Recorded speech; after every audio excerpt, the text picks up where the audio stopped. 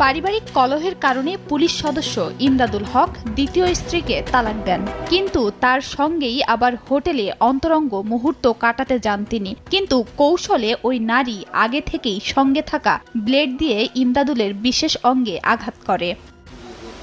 রক্তক্ষরণ শুরু হলে চেপে ধরে হাসপাতালে যান ওই পুলিশ সদস্য। অবস্থা গুরুতর হওয়ায় ব্যান্ডেজ করে তাকে ঢাকায় পাঠানো হয়। ইমদাদুল হকের স্ত্রী আফরিন সুলতানা মিম বিষয়টি নিশ্চিত করেছেন, তবে এ বিষয়ে তিনি কোনো কথা বলতে রাজি হননি।